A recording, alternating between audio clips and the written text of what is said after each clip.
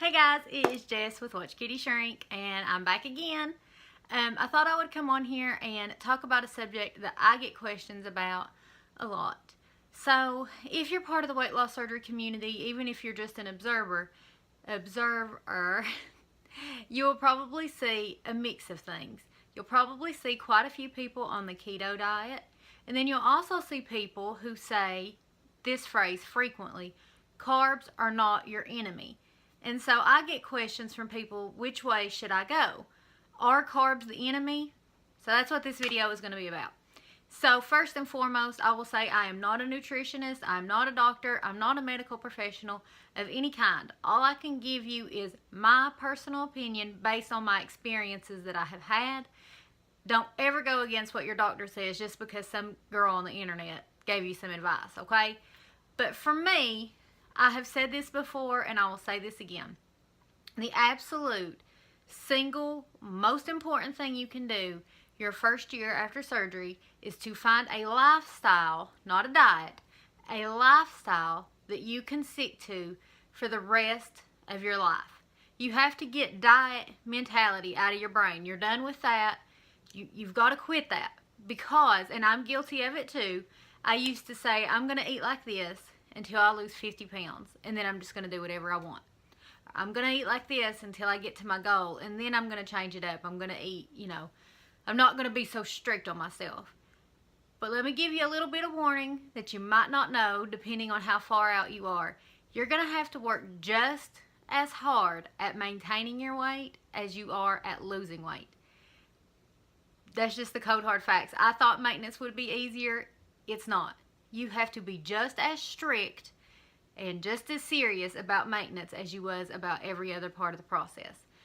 So that's why it's important to pick a lifestyle that you can stick with forever.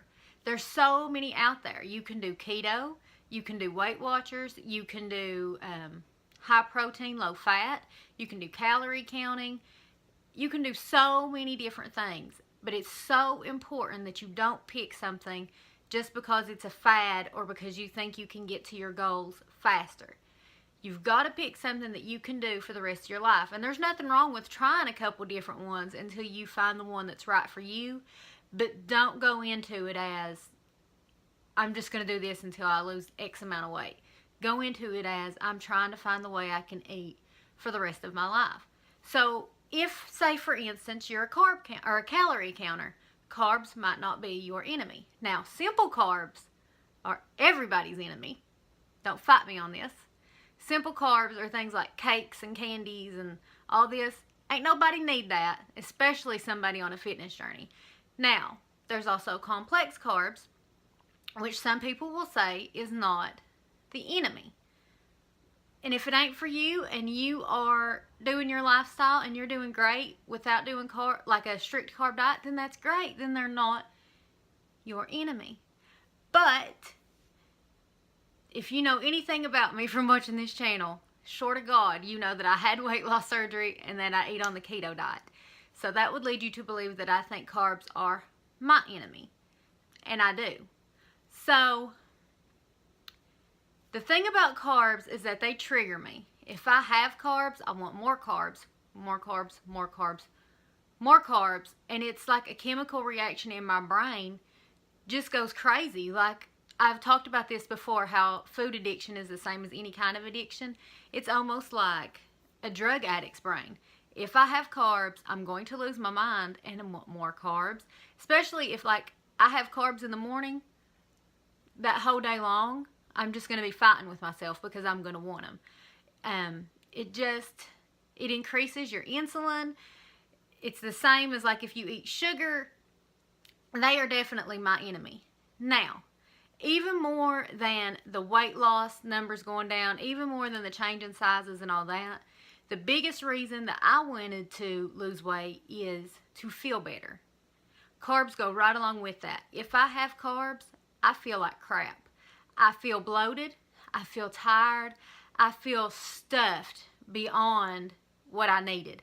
I feel sluggish, I have no energy whatsoever, I get a headache, and a lot of this is because I have been low carb for so long that my body just reacts to the extra carbs. But even before, I think a lot of the reason, obviously I was 145 pounds heavier too, but a lot of that sluggish, no energy feeling is exactly how I feel now, even at 145 pounds when I eat carbs.